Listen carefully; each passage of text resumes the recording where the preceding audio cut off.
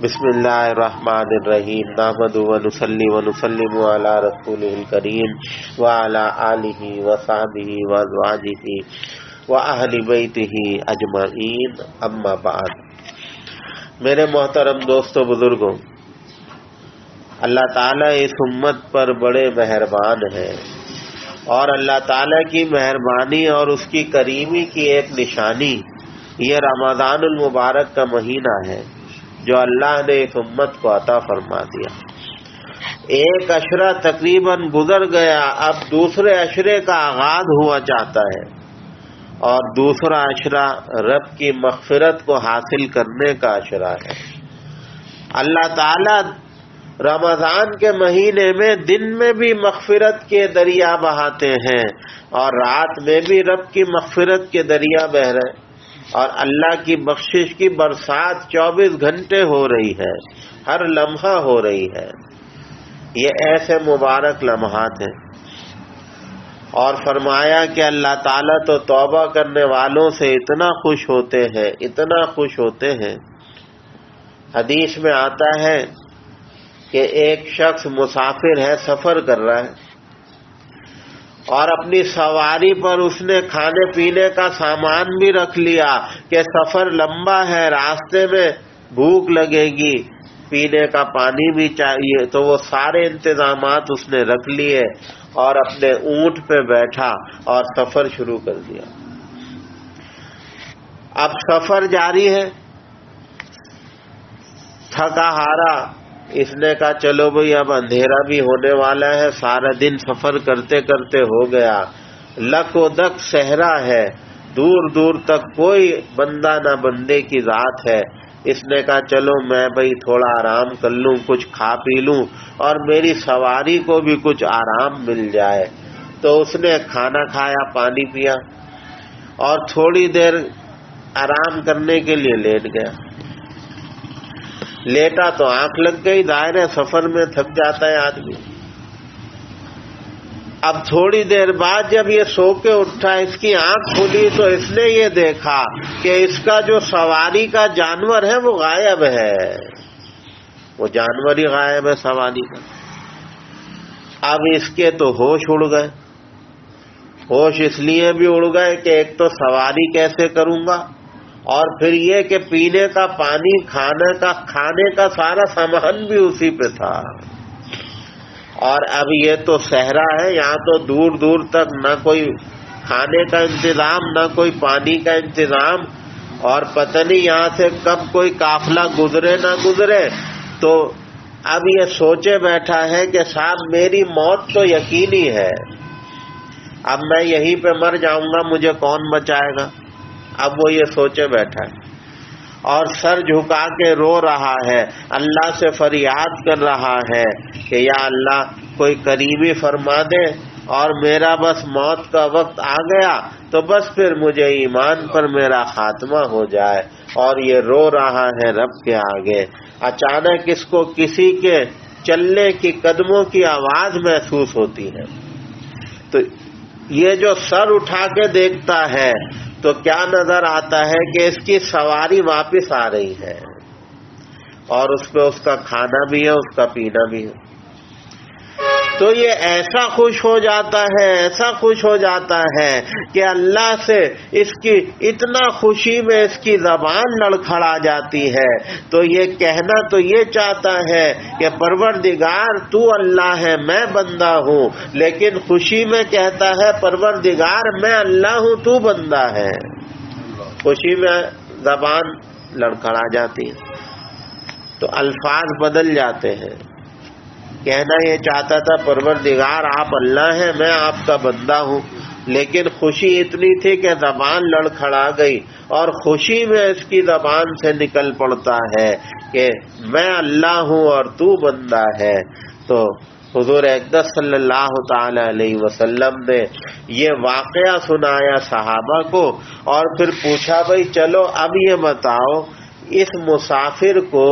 یہ سواری واپس ملنے کی کتنی خوشی ہوئی ہوگی یا نہیں ہوئی؟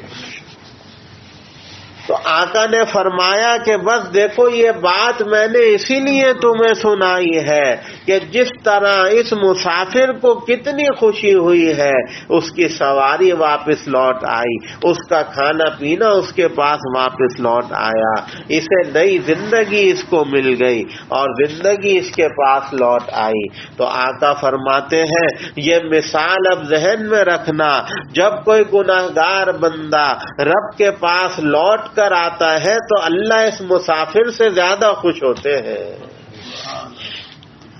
اب آئی سمجھ میں بات، یہ مثال آقا نے کیوں دی؟ امت کو اس انداز سے یہ بات سمجھا دی کہ دیکھو اللہ تو منتظر بیٹھے ہیں کہ کب کوئی گناہگار بندہ لوٹ کر آئے اللہ کی بارگاہ میں اور شرمسار ہو کر کہہ دے پروردگار میں آ گیا تیری بارگاہ میں، بس مجھے اب قبول کر لے۔ بس اللہ فرماتے ہیں کہ ہم تو اسی لمحے کے منتظر تھے، اللہ اتنا خوش ہوتے ہیں۔ حدیث میں آتا ہے کہ یہ زمین روزانہ اللہ سے کہتی ہے کہ پروردگار یہ تیری زمین ہے، یہ تیرے بندے اس پہ گناہ کر رہے ہیں، تو اے اللہ مجھے ابھی اجازت دے میں ان گناہگاروں کو نگل نہ جاؤں، ان کو اپنا لقمہ نہ بنا لوں، انہیں نشان عبرت نہ بنا لوں۔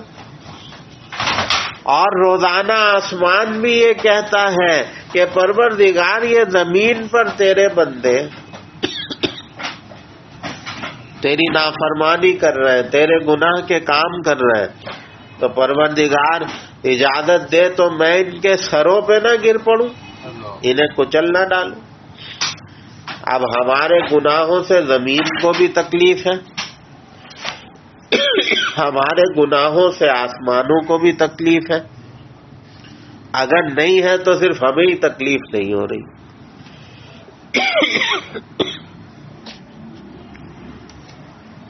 تو فرمایا کہ یہ گناہگار بندوں کو زمین کہہ رہی ہے کہ اللہ اجازت دے میں اسے نگل جاؤں، آسمان کہہ رہا ہے پروردگار اجازت دے میں اسے ان کے سروں پہ گر پڑوں۔ اللہ تعالیٰ فرماتے ہیں زمین و آسمان اگر تم نے ان بندوں کو پیدا کیا ہے اور یہ تمہاری مخلوق ہے تو ان کی پکڑ کر لو اور ان کو عذاب دے دو، اور اگر دیکھو ہم ان کے خدا ہیں اور ہم نے ان کو پیدا کیا ہے اور ہم ان کے خالق و مالک ہیں تو پھر چھوڑ دو ہمارے اور ان کے درمیان کا معاملہ ہے۔ ارے ہم منتظر ہیں، کوئی تو صبح ایسی ہوگی کہ یہ شرمسار ہو کے لوٹے گا، کوئی تو شام ایسی ہوگی کہ یہ شرمندہ ہو کے لوٹے گا اور پھر کہے گا کہ پروردگار میں آ گیا ہوں مجھے معاف کر دیجئے۔ تو اللہ فرماتے ہیں کہ پھر میں اس گناہگار کو معاف کر دوں گا اور میں اس سے راضی ہو جاؤں گا۔ تو اللہ تعالیٰ